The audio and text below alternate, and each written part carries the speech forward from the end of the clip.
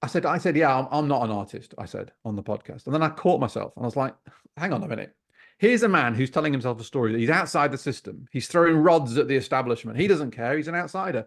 Yeah, I can't be an artist because the government hasn't given me a piece of paper to say official artist stamp because you attended this place of study for 3 years. Mm. And it was such a really interesting moment because I thought, yeah, like I just, the identities that we carry, all right, be it entrepreneur, adventurer, artist, right? I thought, yeah, I've just really just not taken that label as credible since leaving the art school I was in and not doing the big boy art school thing that I could have done. Mm. Yeah, everything I'm doing is creative, right? In various forms, all right? So be it a business, a movie pilot, a podcast. I've Mm. yeah, set up a festival about 4 or 5 years ago that's still running, but I'm no longer involved. Like a lot of shit like just emits out of me. So at what point when you're creating all the time of various forms do you catch yourself on? Do you know what I mean? Hey there, and welcome to the Founders Unmasked. Today, Dan Kirby is getting unmasked. Dan is an artist, an entrepreneur, and a bit of a weirdo in the best possible way. Dan is currently a partner at Counterpart OS and also building a company called The Real You, which is helping people send their signal by being the truest version of themselves on their social media platforms. I learned three things from this interview with Dan. Firstly, the importance of observing your mind and practicing the awareness muscle, as Dan calls it, instead of being a slave to fear and to reactivity. I think this is really important as a creative person. You sort of go through the different stages of creativity, the ups and downs. The second thing I learned, which was really important, is that you should lean into and follow your creativity. And Dan puts it really well in this interview when he talks about the need to bet on your own story. The third final thing that I took away from this interview with Dan was the fact that he was an artist and the importance of artists on a journey to find an audience. And that's what Dan's currently on now. It seems that most artists, their journeys are to find who their audience is and to connect with their audience. And Dan's proven this by selling the shares in one of his past companies so that he can pursue this new journey of connecting with the right audience with his Real You and with Counterpart OS. So please join me in watching this episode of The Founders Unmasked with Dan Kirby. Thank you. Dan, you've been a successful and almost unsuccessful entrepreneur. You spent time in and outside the system. You're now on a new endeavor. Why are you still doing it? Good question. Sometimes I ask myself that question. There's a pattern that I think every founder has or experiences, which is repeatedly banging your head against a wall of various forms. You're and it's painful and difficult and scary, perhaps. And so sometimes I ask myself the question, why am I doing this? Like, why do I choose the narrow, difficult path which no one has done before? And yes, it's a good question. And the answer is I'm compelled to do it. All right. And there's something in me. I used to travel a lot when I was a kid, teens, early 20s. And at one point, I spent 8 months backpacking around South America on my own in 1996 which was, I would like to add, when Narcos season 2 was filmed in Colombia. I was there for a month in Colombia.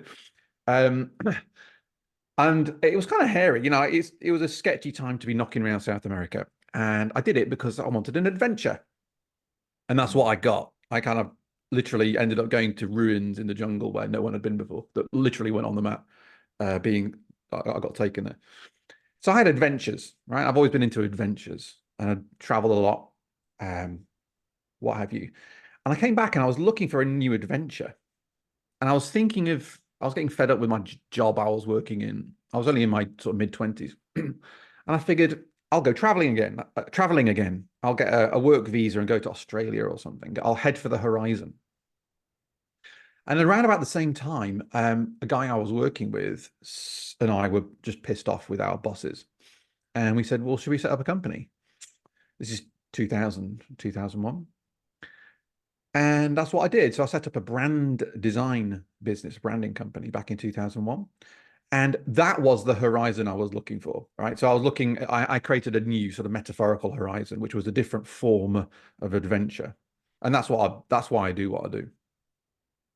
And do you think that you set up businesses when something pisses you off? I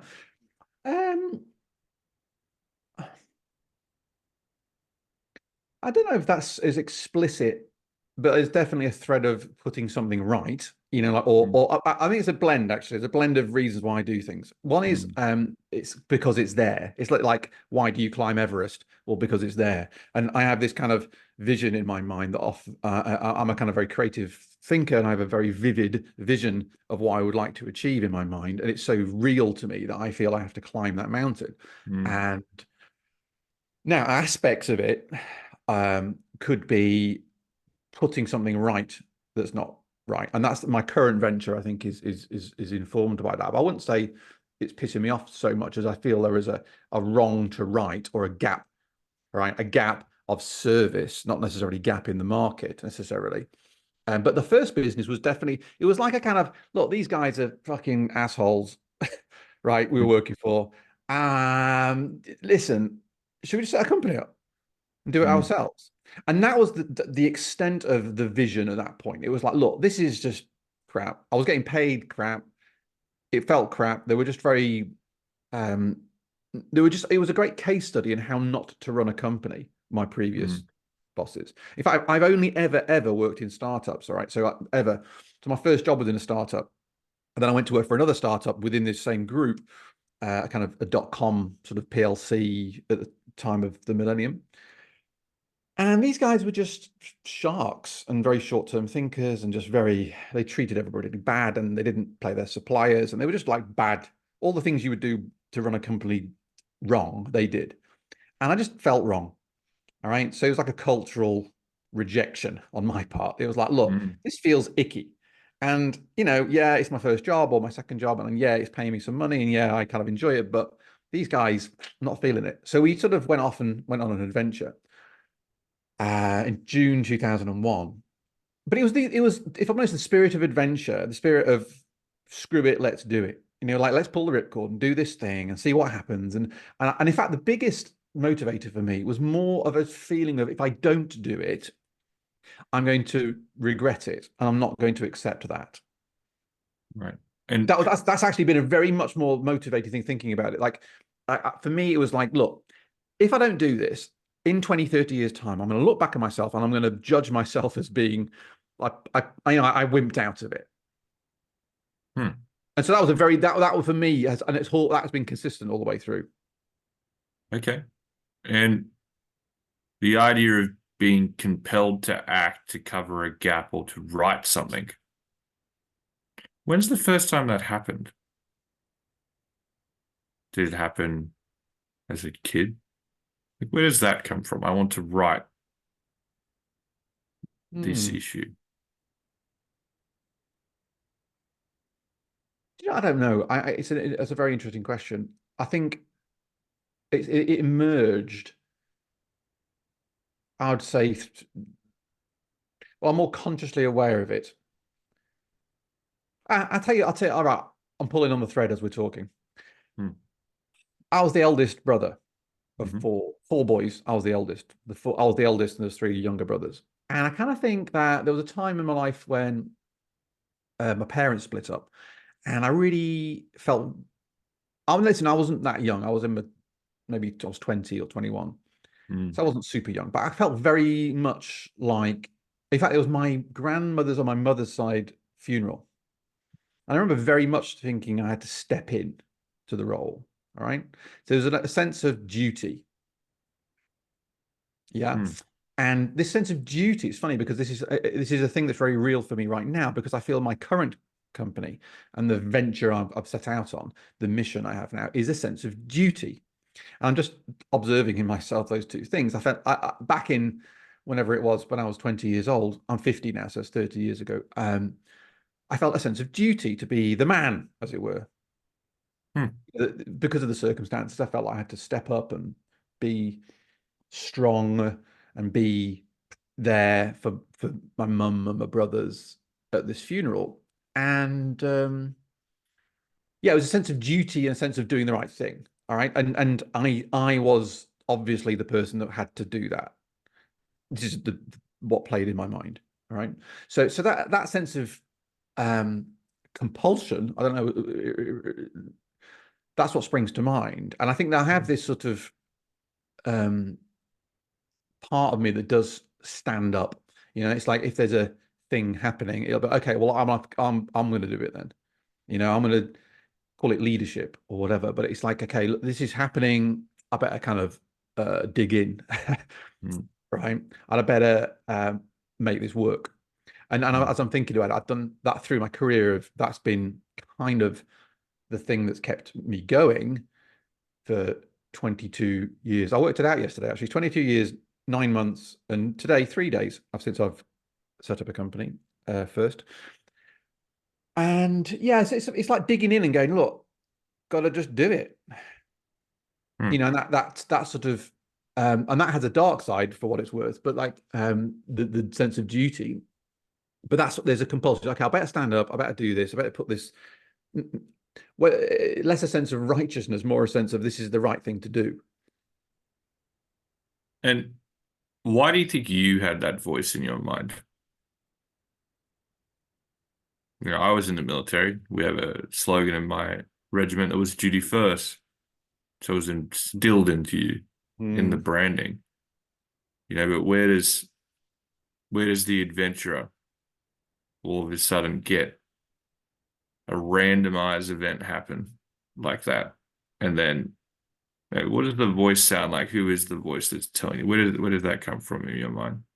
I don't know. I mean, where does it come from? It's been in me, I think. And I think Mhm. there's a part of me that's always been, whether it's in the rugby team, which I used to be the captain of, or a spirit of adventure. I was 15 and I went to work in a summer camp in New York. Uh, my, Mm. my dad used to teach at the art school in Manchester in the UK, and some of his students went to live in New York. My godfather, who lives in New York City, helped them get set up. Anyway, long story. One of the guys was working at a boys' camp down on Avenue D in uh, down the Lower East Side of New York City. This is 1989. It had the highest rate of police homicide in the US at the time. And I was 15, and this dude got in touch with my dad and said, "Hey, listen, does your lad want a job for the summer?" And so, my dad said, "If you buy the airfare, I'll let you go." So I saved up, bought the airfare, went, had my 16th birthday in New York, and was looking after kids from the Lower East Side. And I was 15, and they were like 12, 13. And I come from a rural part of the UK. All right. So it was like the absolute polar opposite. And I can't know, the point being, I kind of had this unbelievable experience where, if you imagine what the Lower East Side was like in 1989, it was kind of interesting. And I came back from that, and I think I've just been imprinted that if anything, in the wet clay of a 15-year-old, that imprinted in me a sense of, well, Mhm. I can survive. All right. There's these dudes like threatening to kill me on return to the city because they're all angry with me. And, I navigate through it. And Mm. at a very impressionable age, that I think taught me that the world's a big, exciting place and I can survive in it. All right. And I think I was drawn to that. And I don't know why that would be. All right. Maybe it's part of my DNA. But it's always been a thing for me, was to push the envelope slightly, to go to the outer edges, be it South America, be it New York City, be it a business, be it a new venture at a given time, be it a particular creative endeavor or a physical endeavor. Actually, I've done that recently, but something that's like a bit out there, sounds a bit crazy. I'm bang up for it. And that spirit of adventure, where does that come from? I don't know. And in Are your fact, family artists? yeah, my dad's was an artist. Yeah, Does it come from there? probably. Yeah, I think outside the system, thinking differently. My dad used to teach at Manchester. He was a sculptor. My godfather is his best friend is a sculptor. I spent a lot of summers like working in artist studios. We used to have a lot of artists knocking around. Yeah, so I kind of a lot of very rock and roll people, put it that way. These dudes who went to live in New York in the 80s, or yeah, in the 80s, they're pretty rock and roll guys. Like this guy who's passed away about 10 years ago now, but I used to stay at his place on the Lower East Side on East Broadway. And he was a very rock and roll character, and he hung around with very rock and roll characters who carried knives and were prepared to use them. And we would go hang out drinking, and I was 19. And that's who I was knocking around with in New York City back in 1992, 3. And I did that job a few times. I went back 3 times between the age of 15 and 20. I had 3 birthdays in Manhattan. So I was knocking around in some pretty rock and roll people in rock and roll places doing kind of rock and roll things. And that's my 15 through 20 experience in the world's most, at the time, edgiest city. And I don't know. Yeah. So I was formed in that crucible for sure. Right. And what do you think the artists that you were around actually gave you? If there was one thing that they shaped you, what do you think it is? Yeah, I think it's I've been thinking about this recently. I think it's a different view of life, all right? Like an outsider view of life. I've always felt a little bit like that, and there's 2 sides to this actually. There's like the kind of artist side. So it's almost like I didn't have a particularly let's call it middle class. The norms I grew up with weren't very kind of traditional middle class British. Like it wasn't very many Sunday lunches and cream teas and shit. It was a lot of alcohol, which is a big thing in Britain. But like, it wasn't like you would. In fact, now my children have had a much more, call it traditional middle class experience with Sunday lunches and people's friends rounds, etc. And again, I'm not judging either. I'm just saying that was kind of the experience. So we had a very different kind of view of life. I felt much like an outsider. We weren't rich at all. We were quite poor as a family. So I always had this sort of image of I was the one outside looking into the restaurant, or I was the one working in the kitchen in the restaurant whilst my mates were eating the dinner, which I was washing the plates for. Do you know what I'm saying? There was a bit of that, like an outsider looking in economically and perhaps culturally, right? My kind of spirit of the outsider. So I think what I bring now, I think as an entrepreneur, what I do is come and look at things with a slightly kind of skewy view, like a kind of, okay, this is the thing, and I think I can pull this off because I can see it, but I only can see it because of this reality distortion field, which has perhaps come from the artist background, the kind of the economically outside background, the sense of needing to, well, I have a great sense of feeling I need to prove myself, which again is quite good energy, but also can be very dark and toxic energy and has tripped me up over time. So all these things are paradoxical. There's like great gifts in them, but they also came with a shadow side, a dark side. All right. So I don't want to romanticize a lot of this because it's like it is what it is for me. But the sort of, but it had a thread in it or a significant chunk, a yin to the yang, as it were. But yeah, that's kind of it's probably an outsider's view, a contrarian view, a sort of perspective which is like Huh. slightly punk rock. Like I grew up listening to The system NWA. can be challenged. Did they Yeah, teach yeah, you that? exactly. And in fact Mm. should be challenged. And in fact, so Mm. I'm much more comfortable throwing rods like John Lydon at the Queen kind of thing. Or I've got no problem with the Queen, but do you know what I mean? Like the institution, yeah, Yeah. of the grown-ups than I am behaving, sitting in a cubicle, doffing Mm. my cap to my boss and saying, yes, of course, I'll stay within the system, because it's like I sort of resist the system. Mm. Do you think they gave you daring? Yeah, I mean, That, I think that effectively, something that pushes yourself more and more into circumstances that you wouldn't find yourself in if they weren't living on the edge? possibly. I think I'm comfortable. There's a sort of there's a really interesting book called Driven by a guy called Dr. Douglas Brackman. Mm. I interviewed on a podcast which I used to run called Honey, I Blew Up the Business. About the time I blew up the business, I interviewed a lot of entrepreneurs about their most difficult times of crisis and what they learned. But I interviewed Doug Brackman, and How many people did you interview, about do you think? 98, I think. Right. That's like a whole master's degree in I companies that think, have blown up. oh my God, well, dude, it's like, I would highly recommend it. Listen, I don't make money from this thing. It was purely an act of service. Mm. And frankly, it was good for marketing, I have to say. A But gap in service. well, here's the thing that's driven me was like, look, and this is how we started the conversation, right? Founders, as an entrepreneur, you're this adventurer. Mm-hmm. Okay, you're offered to the outer edges of the world by definition, because if you're doing anything new, it's not been done before. So guess what? Nobody else is there. You're on your own. You're out in the outer edge. So visualize it as a sort of in the map of the known territory. Everybody's in, like the accountants and lawyers are all in the middle of town because they, we know what they do. It's very, it's a very safe career path. Well, for now.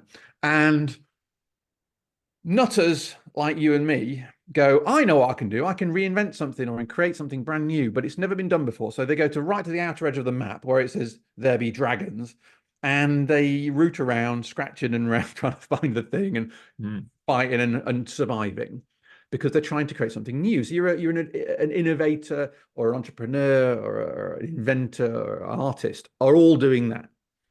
All right, they're all existing in a netherworld where it could be real, but maybe it's not. It's like a bit very kind of smoke and mirrors environment where reality can invert very quickly. And that's what I'm attracted to. Okay. And so that's a creative act. The invention of something new is a form of revolution. You're in some ways, by definition, going against the system because you're doing something new. Now, whatever that form of new thing amplifies the amount of revolution you're bringing into the place. But that's what you're doing. And then this is what Douglas Brackman talks about. He talks about the genetic inheritance of hunters and farmers. This again is a theory of ADHD. That ADHD people are the hunters, because you're living on your wits, you're living by your intuition, you're thinking very, very fast. You as a former military guy will see this. And in his book, he talks about, he works with US Navy SEALs, entrepreneurs, elite athletes, and he says that they share this common genetic gift, he calls it, which is they are, quotes, driven. So I am driven. I'm driven to go to the outer edges of literally the world in South America. I'm driven to go to say yes to a summer in New York City at 1989 when I'm 15 years old. I'm driven to set up companies, and I'm driven to do other things, creative projects, whatever. I'm driven actually to be very open because my life and my life experience can be a gift of service to people, which is what the podcast was about. All right. So I was trying to use my basically self-sabotage back in 2017 when my business blew up and my marriage blew up and my health blew up, everything blew up. And I was 45, and it was a direct result of my bad habits and bad patterns, which I was not aware of until it all kind of fell in on my head. And I chose to take responsibility. But it's an instructive story. It was an instructive story for me because I chose to learn from it. And it's an instructive story for others. So the podcast was a way of dramatizing or actually memifying my life experience. Honey, I blew up the business. And I interviewed other founders, entrepreneurs, many of whom were extremely successful, from all over the world. And I spent an hour asking them about what it's really like.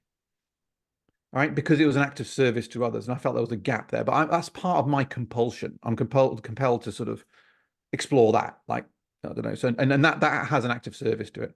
It fills the gap. Yeah, you're right. So was it an act of service, or were you just trying to heal?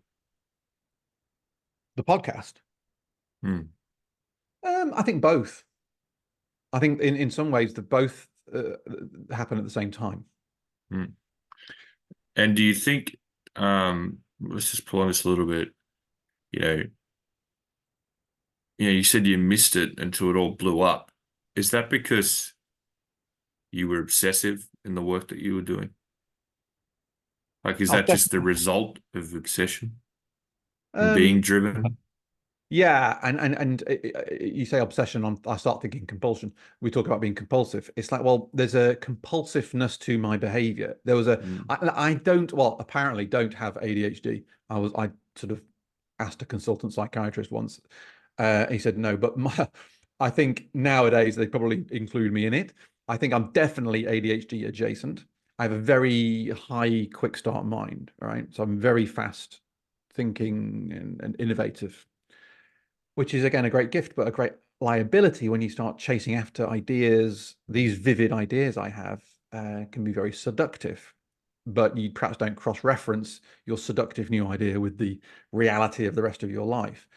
And I think what happened was I was unaware of a lot of the patterns that were driving me. And the compulsiveness, the obsessiveness, the drivenness of all these patterns was the current that I wasn't aware I was on or in. And it was interesting because at the time it was a kind of very treacherous moment, really, looking back, because a lot of the signals. So I turned 40, between 40 and 45. A lot of the signals I was getting from the world were very positive. Like the business was doing very well. We were making a lot of money. I'd kind of installed a management team. We were winning awards. We were doing events all over the world. Listed on the list of top innovative people in Europe, Middle East, and Asia, that kind of thing. And, feeling like hot shit. And it masked that kind of external success, masked these patterns that were a bit deeper. And I was in the middle of I had 3 kids, 3 daughters, who are now sort of in their teens, mid to late teens. And I was kind of wrestling with what was, I was diagnosed with depression. So I was wrestling with this thing that I didn't know really what it was until it got labeled as depression. Were you surprised when you got diagnosed with depression? I was relieved because it gave a label for something I didn't know what it was. I felt like I was fighting a monster with and named a dragon for you. Yeah, exactly that. And in some, it's so funny because at the time I think I was diagnosed in about age 40-ish, and it was a relief. And I took meds. I took citalopram, which I still take for it. And then I was like, fixed it. I fixed the problem now. I've taken the meds. All cool. Back at it. All right. So it was a relief and it was progress, but it also was, it stopped me for a number of years really exploring the stuff that was creating the depression. So just a little sidebar. This is my personal opinion about depression as it relates to me. Okay. I'm not an expert in depression or a mental health expert. I'm just going to share where I'm at with it. So depression. So I was labeled with depression. This name or word became attached to the symptoms I was presenting or the situation I was feeling. Really what was happening, I'd have these kind of very highly creative periods of time, like abnormal amounts of creativity at a very, very high level. And then I'd have these lows. And what I would say to myself was, this is wrong. you should get back to the high because that is right. So I'm going to judge this feeling, this emotional and physical nervous system depletion as wrong. And I'm going to fight against it with caffeine, adrenaline, really harsh self-talk to push myself to go back to the high because that's good, right? And what do you think happens if a man does that systematically, day after day after day, for year after year to year? You get lower and lower and lower and more depleted, and that was my depression. So my depression was a function of self-talk, patterns of behavior, judgments on performance and activity. All right. Fear. You know, I talked about the dark side, the shadow side of feeling I was left out. I needed to prove myself. This was it, like a compulsion to prove myself. Well, why? I was doing really well. I had a family, kids were healthy, we were very comfortably middle class. I was creatively free to do whatever I wanted, basically, and I have been for a long time. And so why was I pushing myself so hard all the time and not giving myself any chance for recuperation? And, you know, with hindsight, this is 10 years on, the world has moved on, the knowledge of mental health's moved on, everyone's sort of grown up a lot around that kind of stuff. But at the time, I was just caught in this feedback loop. And so that kind of, the thing that created the depression was the behavior, the expectations, the mindsets, the philosophies, the psychology, the sort of lack of ability to step outside myself and be aware of what I was doing. I mean, this is the big part of my kind of teaching to people now, is that I was so caught up with my own thoughts, my own emotions. I was so wrapped up in it that I couldn't see that it was a tide ripping me out to sea to some dark place. You know, it was like I couldn't step outside of it. And I just felt like until it reached a series of crises. And so the depression was more like exhaustion. And it was perhaps better understood as that word, like an exhaustion that I refused to rest for, to allow myself, to give myself permission to rest for. And so the blow up in 2017 was really a function of patterns that were unconscious. All right. So I wanted to prove myself. I needed to prove myself because I came from a poor family. We were on the outside looking in. I have to show up and to be relevant and actually give a lot of myself, almost an unreasonable amount of myself to be accepted or loved or respected. Right. There was some kind of weird inner work, which subsequent to doing a lot of inner work, I realized there was a whole thing to do with being compulsive about being liked and respected. So I realized I was on show all the time. And I don't mean just in a business context. I mean, if I went to get my hair cut with a new hairdresser I didn't know, I would really, really try and make them like and respect me, like putting on a show. Hey, here comes Saturday Night Live with Dan Kirby. I'm going to make you like and respect me, like in this next 40 minutes. And if that didn't happen, I felt like I'd lost, like it was a weird compulsion. And so it wasn't like just in business or with customers I wanted people to like and respect me. It was all the time. And so if you imagine you're a kind of, and I bring this back to childhood and to my relationship with my father and to just like what I learned, all right? And I didn't realize that's what I was doing. Now, that happens to be quite useful when building a business and you've got to be out and entertaining and service-based business and blah, blah, blah. But it had a dark side, which was it was very energy consumptive, and I didn't switch off ever. Right, so I was always. Can you actually switch off, Dan? Can I actually switch off? I can now. Yeah, I've got better at that. And do you think your mind can actually be wrangled? Wrangled? Yeah. Good question. Well, no, right? And I'll explain what I mean by that. My mind can be observed. Right, and this is the thing I have learned. When my mind is kicking off, which is fairly regularly, again going back to the start of the conversation, the experience of an entrepreneur is it basically doesn't go the way you want it to go, right? And your relationship with that and your navigation through that is a sort of basic experience I have always had. Okay, maybe some other people are better at this than me. I don't know. What I'm saying is you have a plan, doesn't work out. This is your build, measure, learn cycle. But fail fast sounds great, but then when your emotions are involved, it sort of fucks you up. So When my mind is kicking off, it's like a cyclone. When it's really going, and this is when I'm tired, when I'm disappointed, when I'm feeling fearful, when particularly financial pressure, I get triggered around like fear around money. This is again goes back to my upbringing. Mm-hmm. It comes through like a cyclone, and it's like aggressive. So the self-talk is very aggressive, very judgmental, very harsh, very critical. Uh, I have a perfectionism thing. And so if it's like you should have known this, you should have done that, you should have seen this coming, you should have, like lots of finger pointing, should. Yeah. And what I've learned is that cannot be wrangled with. It's like talking to a madman.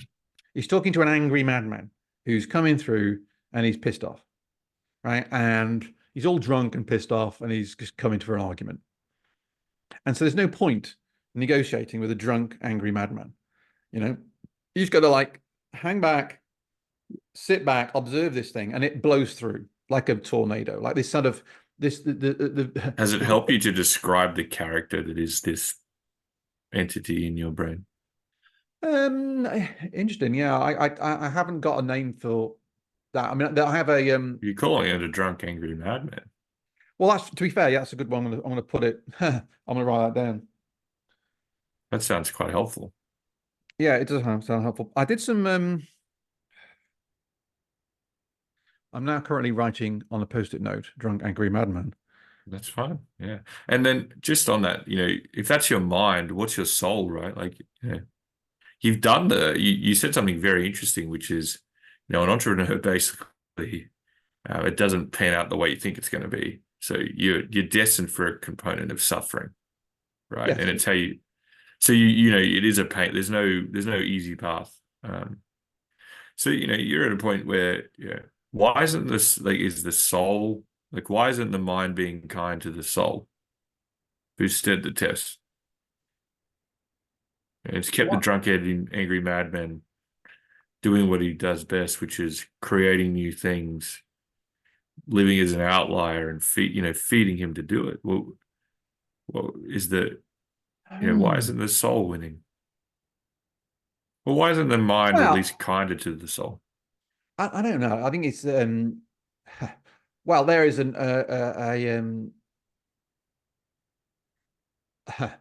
I don't know. There's I think it's part of me which is fearful, judgmental,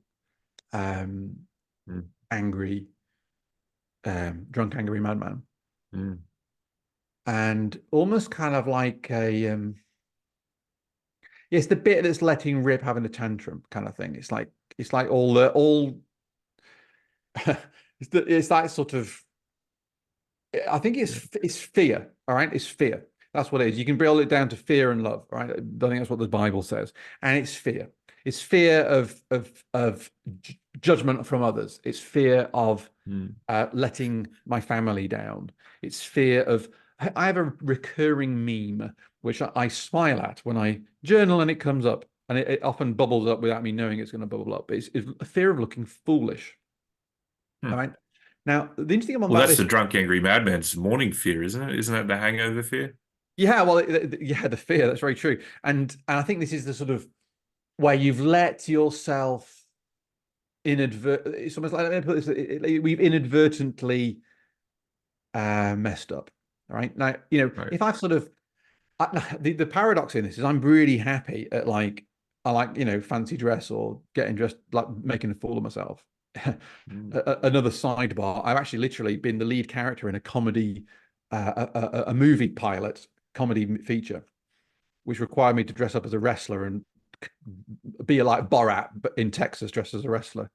True story, with some very, very credible film people making it. This is one of my parallel universes. I talk about creative side projects that are a bit crazy. This was one of them, right? I was in South by Southwest in 2017 with a movie crew, like literally BAFTA winning. That's the British Oscars movie team, and I was the lead character in this thing. So I thought I was hot shit, and then later in the year it turned out I wasn't hot shit.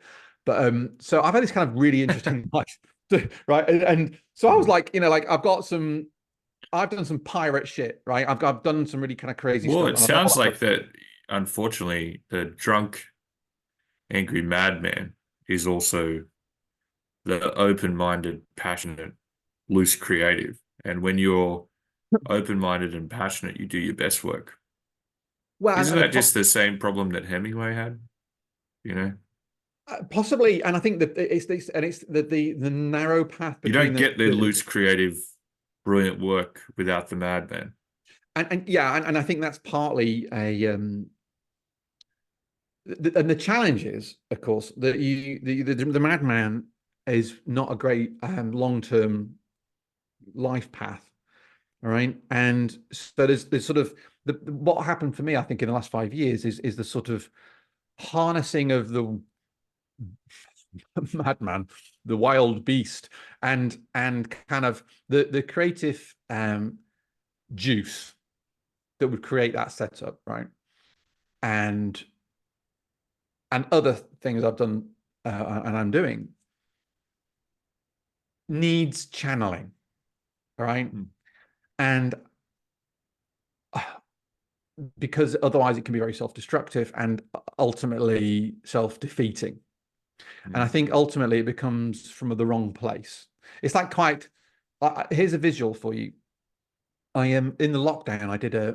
I read a book called The Artist's Way, which you may have heard of. It's a very famous book about unblocking creativity. A woman called Julia Cameron, who was Martin Scorsese's baby mama and was married to David Cameron. Not David Cameron. Who's Cameron who did the Titanic film? The director of the Titanic film, Cameron, his wife. Anyway, the point being, doing this exercise. It's a 12-week program of unblocking creativity. It's really, really good. It's basically the best therapist I've ever seen, and I've seen a few. Right, literally, I unpacked a lot through this 12-week process. Mm. The visual I had in this process, which was how I had been living, this is how I should be living, and this is what I'm trying to embody today, is that of I wanted to become a beam of light, not a firework display. All right. So my madman was this amazing firework display. I mean, if I'm watching it, it's great. If I'm putting on the display, it's very, very expensive and energy intensive. Keeping the display going takes a lot of energy. Mm. Whereas if you take the visual of a beam of light, like a kind of lighthouse or maybe a beam, like a Batman signal or something, like a beam of light that's grounded, rooted, centered. It's really, really cool. It's really bright. It illuminates. It perhaps has got its own particular color. And people come from miles around to see the great beam of light, but it's much less energy intensive to sustain that over time than a firework display. 20 minutes on New Year's Eve on the Thames in London. Yeah, great. But for 40 years, that's why I ended up depressed. All right. So I felt I had to put on this show, a display, fireworks. And the drunk, angry madman part of me, which is kind of the egoic part of me, said, this is what you need to do to sustain other people's interests in you because you're not worthy of love in and of yourself. You're not enough. Mm. Right. Have you thanked the drunk, angry madman for him attributing your success? Well, yeah, I mean, I've acknowledged. Maybe I not in those particular phrases, but now I have a better visualization of my Hemingway side. Is yeah, You should, but without the drunk, angry madman, would you have even been successful? yeah. Well, probably not. And I think this is I put this in the category of shadow work, like figuring out the dark side, the dark energy, and this is a What do you think will happen if you thank him? um. I think I'll probably be more at peace. Yeah. So, there's a lot of you can definitely tell that there's a high speed, a lot of information going at once. It's a mind to be observed. So when we think about the character that you are, you know, are you really an adventurer looking for new land or secret information or treasure, or are you an artist that's trying to find the audience that you're supposed to be for? Interesting. Yeah, that's a good way of putting it. And probably, yeah, I've wrestled with the label artist for a long time. And it's funny you've zeroed in on this since we were having the conversation. So I did go to art school for a year, and I had a place at Liverpool School of Art in the UK to do fine art painting. And Liverpool's a very good school for painting. John Lennon went there apparently, and anyway, it's known for fine art painting. And it's just, so to get to that place was kind of like I was kind of punching above my weight, I think, but I got it. But I didn't go. I went and did a different degree, and still a humanities degree in Manchester. But I didn't do I did American history and society. Right. Because I'd spent some time in the US. I was interested in America, so I just did Sounds that. like you were looking for an audience, Dan. Do you think? In what way? What British man does an American history and society major? I don't know. An interesting one.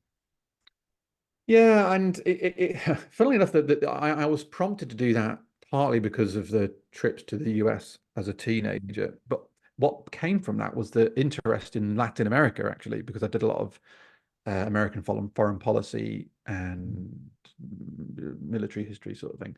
And obviously the US has been involved a lot in Latin America over the years. And so I kind of got interested in South America because of that. And that became another important chapter of my life, knocking around Latin America. And so, yeah, there's a thread there. And so the audience thing is interesting because so I didn't go to art school. All right. And now doing the fast forward many, many years, I was doing this podcast. I was interviewing a woman who's entrepreneur, but artist. And she'd never been to art school. And she's like an artist in residence at various places. Very interesting woman in London. And I said, yeah, I'm not an artist, I said on the podcast. And then I caught myself and I was like, hang on a minute.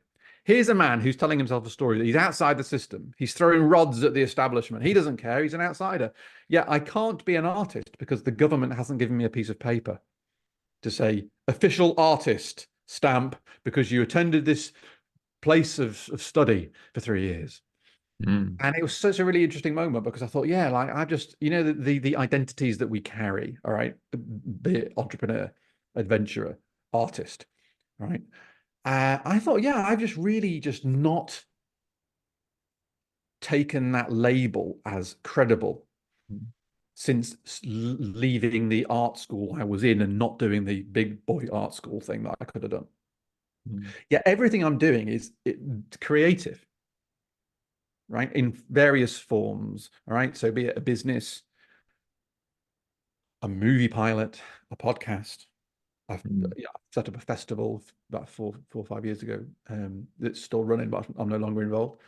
Like a lot of shit like just emits out of me. So at what point when you're creating all the time of various forms do you catch yourself on? Do you know what I mean? And your point about finding an artist, finding an audience is an interesting one because I think that is right, actually. I think I am now in my 50th year. Partly this is why I've just background for the audience. I sold my shares in my 20-year-old tech company last summer to pursue a new venture. And what I think this new venture is the artist in search of his audience. I could having you, thank you very much. Having said that, I could now define the decisions I have been making very intuitively as that. Do you still paint? No. Why not? A good question. I don't know. I don't know.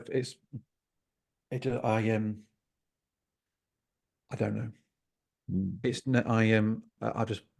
So you say adventure a lot, but adventures stop.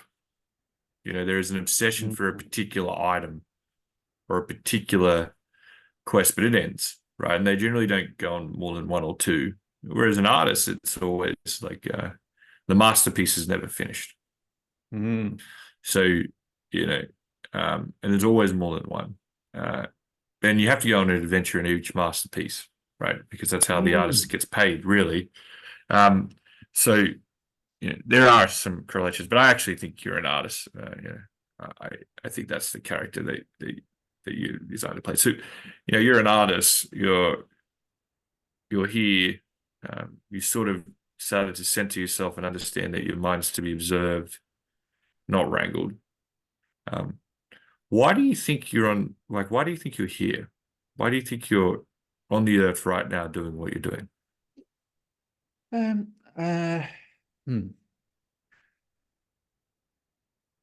Yeah, it's interesting. I've been really so there's a concept of the daimon, which you may be aware of. The daimon is a I'm not aware of it. Well, Socrates had Talk to me about it. I'm going a bit left field, but it will make sense, I promise. The daimon, Socrates had a daimon. The Greeks call this your genius, or it could be your guardian angel. It's your intuition. The Northern Lights book, Philip Pullman. If you've seen the movie of that, the kids all have a little an animal that follows them around called the daimon, Daemon. This is what it is. It's like a little voice inside you that tells you to do stuff, right? And according to the Greeks, it is not you. It selects you and your parents, and you are born with a life's purpose, a life's mission. And it guides you. And if you're not listening to your daimon, it makes you know about it. It makes you suffer. And this is a concept, like a philosophical concept, which resonates with me because I think this is what I'm doing. I'm kind of like following my inner voice, right? So I have a nagging voice in me, and it started after my blow up, and it was about providing a service to others, I call it that, or using my experiences as a form of helping other people. And the first expression of that actually was this festival I mentioned in passing. Then I set up a festival called Get Ahead Festival, which is how you get ahead without burning out. And it was a 24-hour urban festival in London in 2018. And it happened, and we had about 1,200 people came to the first one, and we had an album of music, new music from The Prodigy and Chase and Status, a lot of drum and bass artists. There was fundraising for mental health for musicians that we put out. And the CEO of Calm, the app, a guy called Michael Acton Smith, he came, I interviewed him, they promoted it on their site. We had London Evening Standard, Red Bull put us on the homepage, all that kind of stuff. It was a not-for-profit thing to help people with mental health. And it was designed for the 27-year-old Dan Kirby. This was my idea. 27-year-old Dan Kirby would not have gone to a men's mental health meetup. He would have gone to the rave. So I said, okay, why don't we do a mental health event that's an actual rave? Right? It's cool. Like legit, it's a bit like, 24-hour job. And the whole thing was a mixed bag of sports, talks, yoga, massage, interviews, podcasts, live music, DJs, and then all night we had £110,000 worth of drum and bass DJs play for free till 6 a.m. And it's still going. And I'm no longer involved, but it's still running. The point being that in that session, I felt, my God, this is literally built out of my burnout and depression experience. And I've created something that is really helping people. And I did it in collaboration with a bunch of other people, but it was my idea. And that gave me a sense of satisfaction and purpose that was different to everything I'd experienced in business up to that point. And that was a taste for me of, okay, this is a different way of conceiving myself, right? So to sort of use my experience as a platform on which others can learn, right? And maybe avoid mistakes I've made, or kind of build out a life which is less painful. Right. So it sounds like you've created a physical and visible representation of your mind and state with that event. Yeah, it was a kind of it was a form of that. Yeah. So are you here to show people, entrepreneurs or artists in particular, that they should observe their mind, or there's a way Well, of yeah, but handling it's interesting. creativity, Yeah, it's interesting because this whole, I know, or channeling creativity is a word that you keep saying, channeling it. Is that what you're yeah. here to do? Before it's too late? But do you know what? Possibly, and that's I'd not thought about it in that way. Channeling creativity. Here's the thing. Actually, I think there's a bit of a the thing I've learned.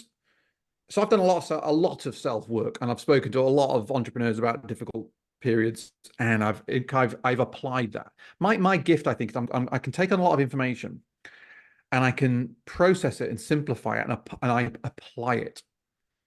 I'm a kind of applied learning guy. I don't read books just to read them. I kind of read them and apply them, and I'm very active like that. And I do this for myself. So I've had this very intense period of, call it 5 years, but it was started prior to the big blow up. Although the blow up accelerated this of active learning and application of the learning. Mm. And what I found was because of the way I'm wired, I went to some very, very esoteric places of learning, bit spiritual and philosophical books and podcasts and what have you. And those were the things that helped me. Right. So I rinsed out, so I went to the doctor, I went to the therapist, I went to the consultant psychiatrist, I took the medicine. The NHS did not fix me. Right. The National Health Service in the UK. The system didn't work for you. The system didn't work. 100%. Let me tell you something that is laughable. Like literally, this is just like laughable in its like awfulness. In 2006, I went to the doctors. I said, look, I'm just exhausted all the time. I'm really low. I can't snap out of it, blah, blah, blah, blah. And she goes, listen, you're tired. You just need to take some holiday. Take some vacation time, Dan. And that was her diagnosis, my local general practitioner in the National Health Service of the UK. It's like, take a holiday, mate. And really, I had chronic fatigue syndrome or depression or some shit. Like I was presenting with some very, difficult mental health issues. And so I had to figure it out for myself. And I had to, and I experimented and I learned and I figured it out and I got the diagnosis, took the meds, but the system did not fix me 100%. And I read all the psychology books, philosophy books. I did this mental health event. It was all like kind of up in the mind. Like, okay, cool. If we talk about it, because talking about it is great, guys. Okay, it's safe to talk. It's okay to talk. So let's talk about it. And you talk and talk and talk, and I'm still depressed. Like, what's all that about? So what happened to me was, and actually, funnily enough, the Artist's Way book was really impactful on this. And that book is really a spiritual health book. It's a relationship with your inner artist child, she would say, and your relationship with God. And when I read that book, I was kind of like, whoa, fuck, easy with all the God stuff. Like I'm a very classically British, atheistic, rational-minded guy running You a grew up in an artistic family, mate. The God's just version of the system, right, in England. Well, The English own God. Yeah, well, and so I resisted it very much, all right. And whilst I'm reading this book, and it was a sort of that, and probably Jordan Peterson was a sort of kick the door open of more awareness of a spiritual side to myself, or spiritual health, and an awareness of my mind and thoughts. And when I got out of my mind and got out of my thoughts, and I decided not to wrangle with my mind, I decided to observe it. What really, my life has got significantly better, and that really. Well, the self-work I have done has made my life significantly better on many ways. I call it the groove, staying in the groove. The groove is a sort of composite, as a metaphor for your kind of grab bag of whatever personal development habits you have, you can call a groove, right? And now my groove prior to my blow up was bad patterns, unconscious groove, bad outcome. All right. My patterns now are more intentional, more aware. I'm more proactive with them. They're better outcome. So be it my health, my relationships, my business, etc. The point is the one thing I was thinking about this recently that I could perhaps I've boiled this down to is the thing you just said there about the observation of your mind. Right now, this is, listen, if you've read and absorbed Eckhart Tolle or Michael Singer or a lot of spiritual teachers nowadays, this isn't news. The problem is it's difficult to practice this stuff. What I've got is a kind of the key technique that I've learned is this flexing of what I would call your awareness muscle, right? So you are made of three parts. This is what I would say. Okay, you're made of your body, which is where your emotions are stored. Your unconscious is below the chin. It's all stored in your viscera, your brain, in the spine and gut, right? You're stored in your cells from your memory through the vagus nerve. That's the first part, your body. Then you are your mind, and your mind is your thoughts, your education, your analytical, critical faculties, right?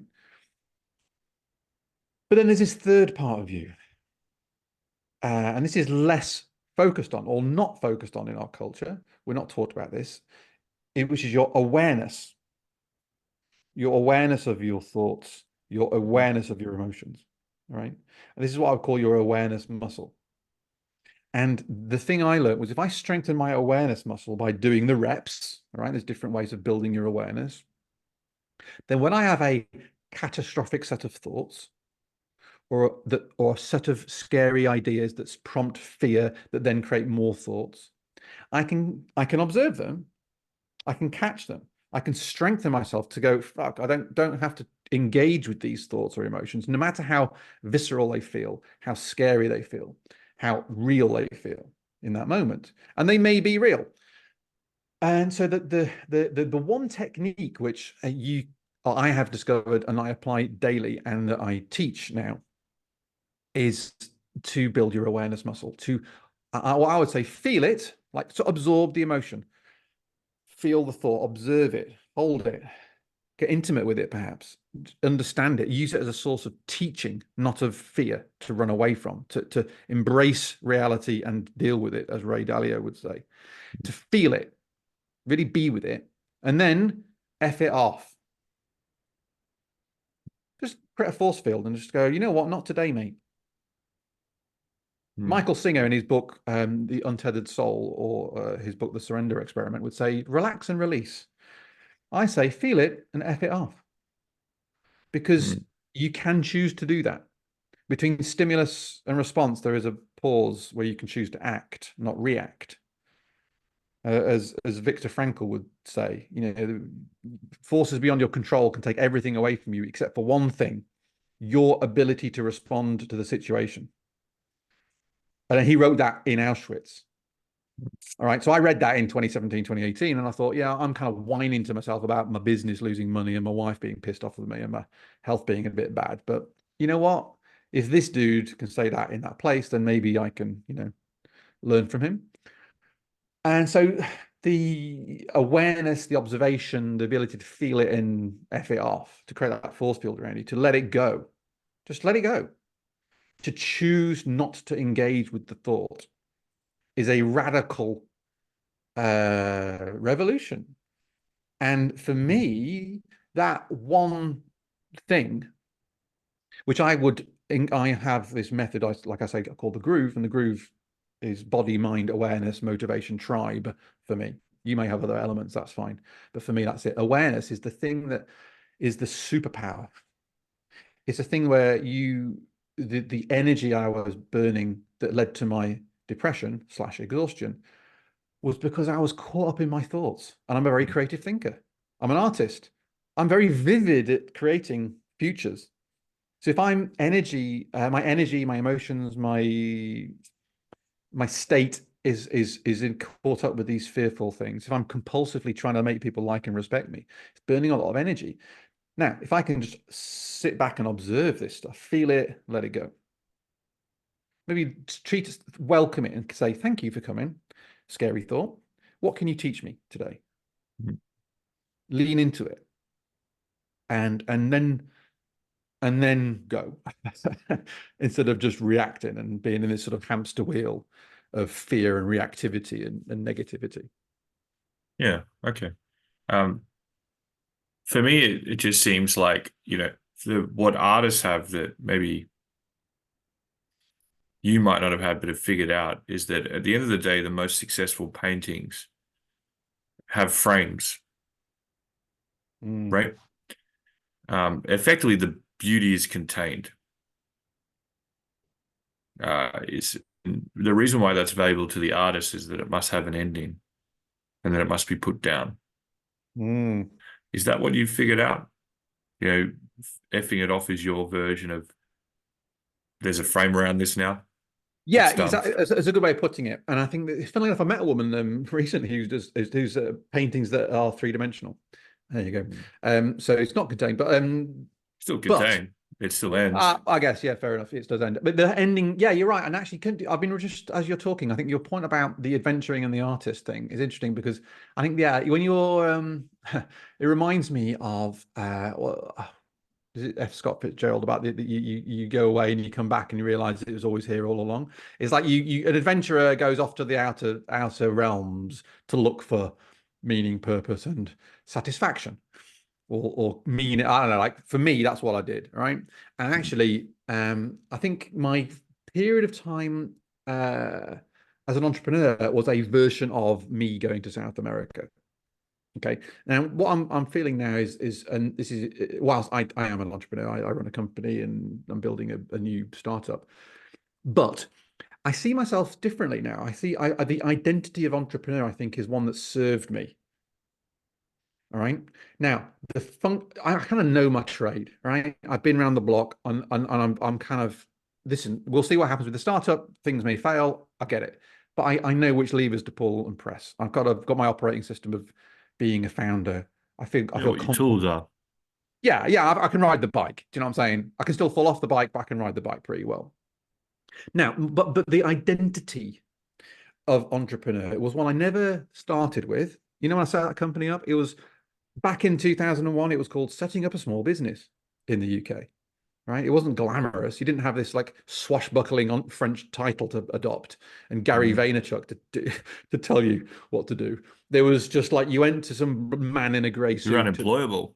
You don't want to work for the system anymore. Oh, dude, it was like you were just like some pleb. Like, oh, yeah, let's go to the bank, and they look at you like, oh god, here's some like young reprobates, and a man in a grey suit decides not to give you as much money as you'd like, and we got a £10,000 loan that was backed by the government at the time, and that was our seed finance, and we just went and made money, and yeah, we didn't know, we had no idea, and it was literally called Setting Up a Small Business, and you had like to write a 100-page business plan to do it properly, kind of thing. And we just said, we're not doing that. And off we went. And it was an adventure. And it was funny. Funny. So June 2001. Well, guess what happened in September 2001? All right. It was a big day for the world, 9/11. And I was sat in my office trying to sell something to somebody over the phone. And the towers were hit. And I was like, oh, fucking hell, no. I need to make this sale. That was my first reaction to 9/11 was, oh, shit. This guy's not going to buy. Because I was like totally consumed with this idea that I had this endless forecast with nothing in it. And so it was all kind of like a grand adventure. We set up a company with no idea. 9/11 happened. The world goes up in the air. We still had no idea. But within that chaos was a lot of opportunity. And we actually built our company off the back of 9/11, if I'm honest, because there was a branding company. All the big branding companies were too expensive. We then made loads of moves, picked up loads of work because we were two guys in a room. And so actually within the chaos, the fear, the sort of two nimble, cheeky, young adventurers did real good. All right. And sounds like in the chaos, the artist is rewarded. Because you see the potential, you see the dots. There's a quote, isn't there, about like you see the connections between the dots, not the dots. It's like you see what's potential. You know, this in chaos is potential. There is risk and danger. This is a Jordan Peterson line. There is in chaos is potential. Right. Okay. That's helpful.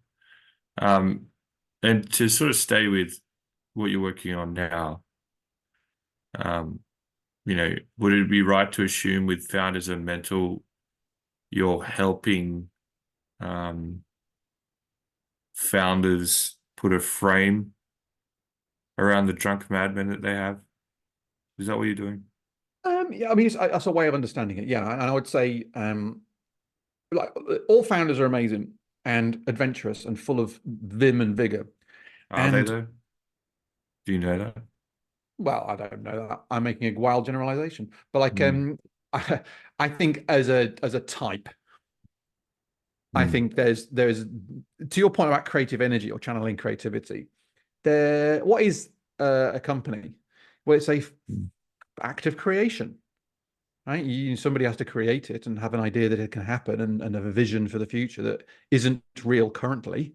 These are all true, right? When you found a company, you don't have it there sat to walk into. You have to create it. It's an act of creation, an act of belief, an act of faith in yourself and your idea in the future.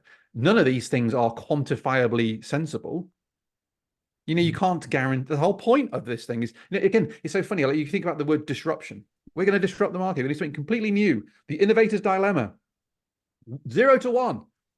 But of course, like, it's a creative act. It can't be provable. In fact, it's almost like all the good ideas are the ones that seem the most stupid. Is a meme. But of course, if you're living that out, you feel like an idiot because you're the odd one out. And you have to have belief and faith and creative instinct and courage. And the daimon is telling you to do it, the inner voice. And my inner voice is saying, try and help founders channel that creativity, create a frame, leverage the experience I've had to create tools that are actionable. Right. This is what I've so my program is it's called Founders. So let's just stay there at the moment. Yeah. Sorry, go for it. How are they responding to your Founders Unmental program right now? Do they get it yet? Like, is it just in a stage of intrigue? Because you're saying a lot of really, some would say, abstract things that are coming together in a simple frame for you because you've had a lifetime of trying to understand it. Really. So how are they responding to it? Well, I think there's the problem for founders is founders are mental, but they're also knuckleheads.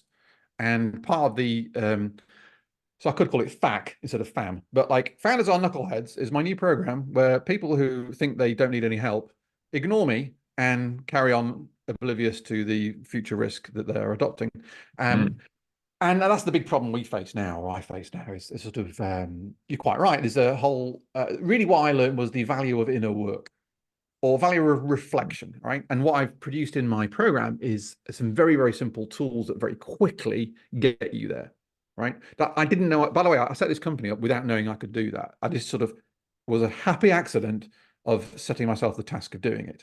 All right. So this moment of chaos. Oh, dude. Yeah. I mean, it's so funny. Like I look back and go, oh, I had the instinct for various reasons. A set of circumstances arose where leaving my company of 20 years, which the week before I was not planning, became both sensible and necessary for me, right? And let's just say it put the cat amongst the pigeons somewhat in my family life and for me personally and within the business, but it made sense for everybody at that moment. And interestingly, a month later, it might not have made sense, but that time, or even 2 weeks later, it might not have made sense, but it did at that time, and it was the right thing to do. And I wanted to pursue what was in my heart/soul. Yeah. And this spirit of service that I tasted at the festival that had been bugging me all the way through. I was about to turn 50.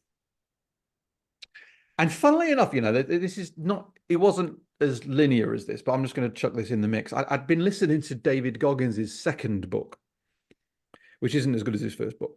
And David Goggins, the internet's hardest man, in his second book tells the story of how he basically bet his life savings on his first book.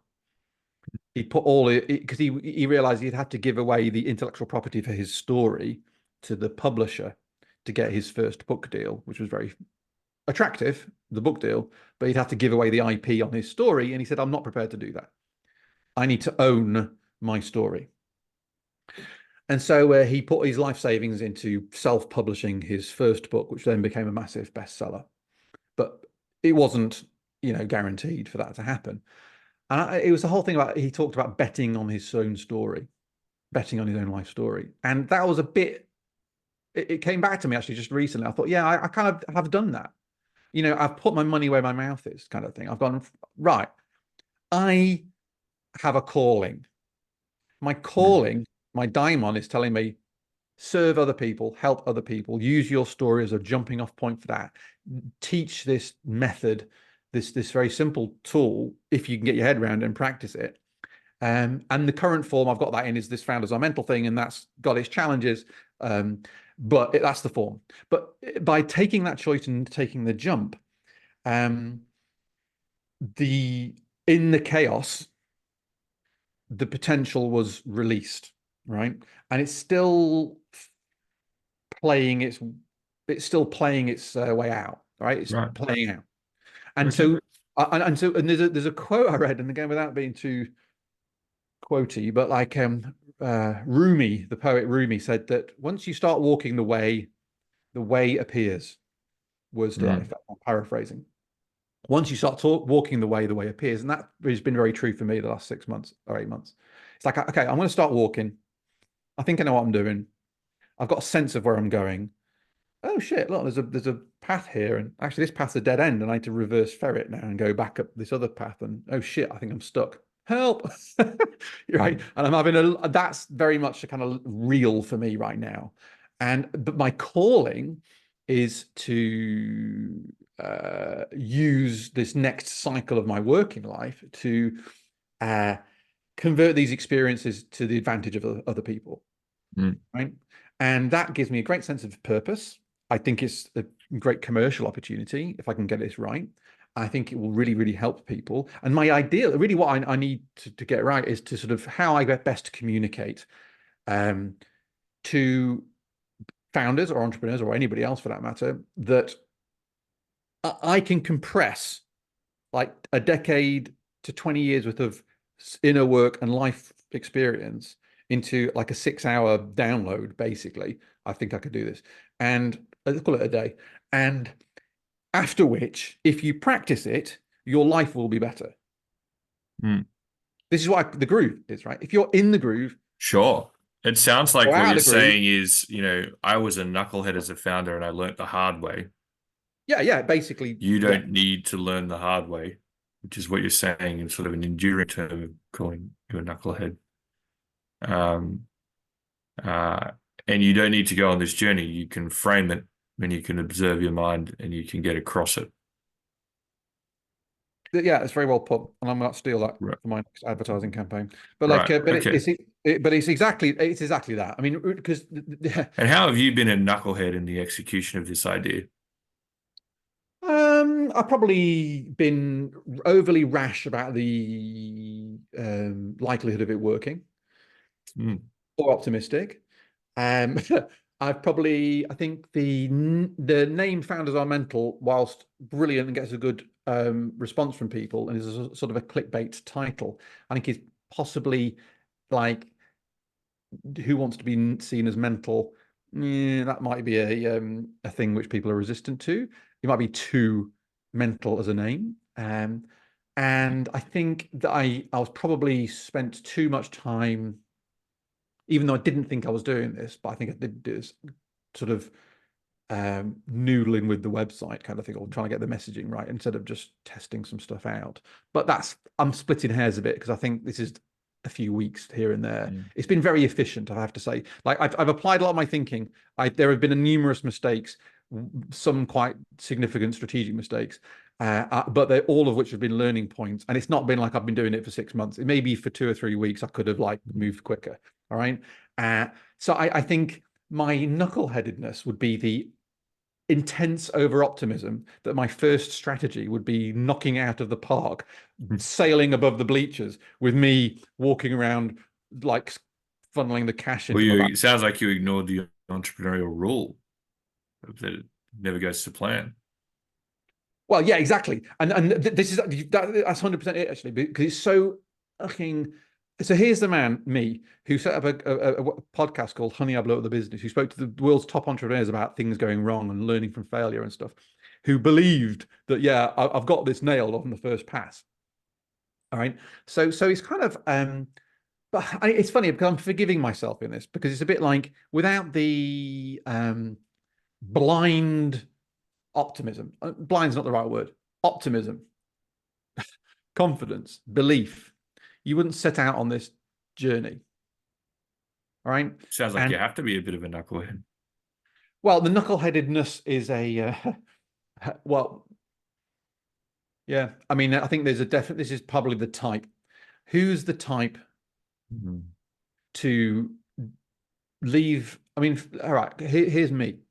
I'm in You're doing something crazy, right? So you have to be a knucklehead. Now, well, the main right. I think I think the knuckleheadedness can be tempered with an openness. It's in some ways what it is a balance, all right, a balance of attributes. And part of the problem that I have had with my knuckleheadedness in the past is not listening to my body, my health, the universe, the signals from the management team, my spidey sense about whether I'm getting bullshitted or not.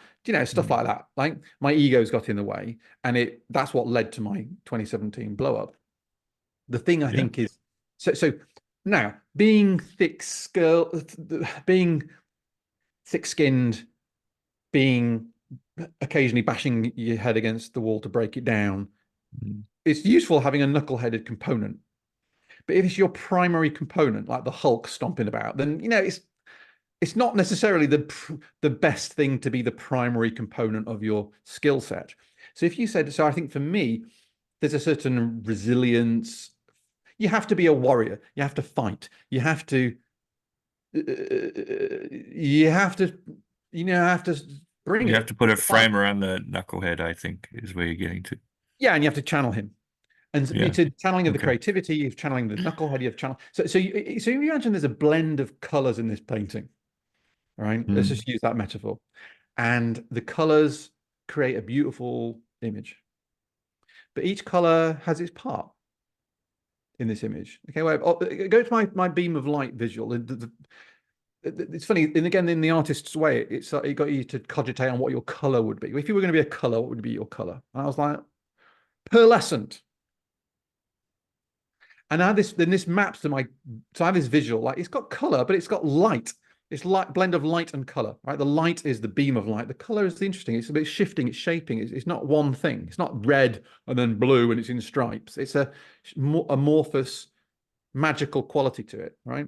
It's very abstract, this, okay? But it's just how I understood myself to be. Okay, well, it needs to be strong, centered, calm, rooted, bright, light. Light has a different meaning. Light in terms of illumination, light in terms of levity, lightness, humor, comedy, dancing on a pinhead. Sometimes that's the kind of magic you need to bring. All right. And as an entrepreneur, or as a man or a creative or an artist, or what you want to say, I can carry these qualities. I can carry the knuckle-headed strength to, if I need to, I can get someone in a headlock and take them to the ground. It's like I can do that. If I need to, I can push myself extremely hard. But sometimes I need to learn to ease off.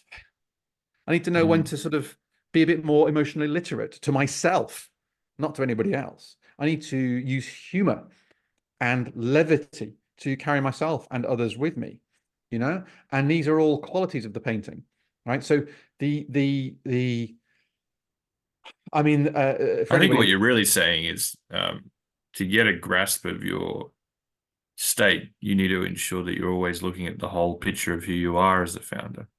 Yeah, exactly. And symbols and packaging and whatever it is that's your brand are all really important components that need to be thought through. And your program sort of helps people to start to think through that problem and not work on their business, but work on themselves. Yeah. Is that a way of putting it? Yes, it is. Yeah. And so the relationship between yourself and your business is a 1-to-1 direct ratio. Right. And so and it sounds a bit abstract working on yourself. You think, well, I'll do that later when I've got my money and I've got my funding and stuff. But the signal you're putting out to the world and your ability to sustain that is a function of you pausing a beat and going, okay, so again, this is a very micro example. You wake up, you check your phone, something tweaks you, off you go. But is that the right thing for you to do right then? You really, this sort of tweak, are you really sure why? Like I've laid out some of the motivations I've had over time, positive and negative. I was not aware of those things. Right? I'm like a toddler with a pistol. I'm like walking around with the power to self-destruct, the power to upset my children or wife, the power to destroy a company that was employing people and paying them a lot of money to support their families, etc. Right? And I was unaware of a lot of the forces within me. And so the sort of A/B transformation for me was I was a dude who was basically on a sort of path that was very energy intensive. Now, I got a movie pilot, I got awards, I got money, I got status, all right, let's call it that. External validation. I ticked that box, no problem. But it came at a heavy price, and now what I've done through my period of transformation is to balance that. So I can have this stuff, but the price is not as energy intensive. Everything else has got better as a result of that. Now, this is a thing that's within your gift now. It doesn't take any time. It just takes time, A, to accept it, and B, to sort of learn the practice by which you would apply this. And all it does is mean your energy is much more, you invest it better. Yeah, I think what you're saying is that you've worked out a method where other artists can understand how to channel what makes them good at what they do and limit the trough, so the consequence. So look, the last question I've got is, what does the 50-year-old artist now say to the 16 or 17-year-old knucklehead that's going on their first entrepreneurial adventure? Well, I was What would be the 20, one thing I was probably wish you would 26, 27 when I did my first entrepreneurial adventure, but like Oh, you were 60, going on your adventures then. You were trying to yeah, figure out I think what would you say then?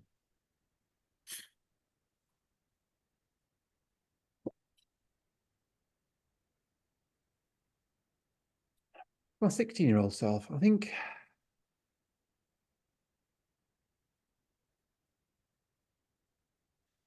I'd just say you don't need to try so hard.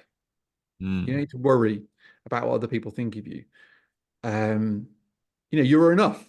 Rock up and be yourself. You don't have to have that sort of sense of anticipation about how you're going to be received. That was a definite nervous energy that I carried a lot. And and that's less now. I still have that now, of course. Just I'm not divorced from these emotions, but it was very much a glass half empty feel about myself. I thought, yeah, okay, I'm all right, but what will people think of me? What about this? What about that? The idea that you're enough. Yeah. Okay. Well, thank you for your time, Dan. It's been a pleasure hearing your story, and hearing a little bit about what you're up to. Yeah, listen, thanks for the great questions. I've got a drunk, angry madman to contend with for the rest of the day. Sounds like you've already figured out how to contend with him.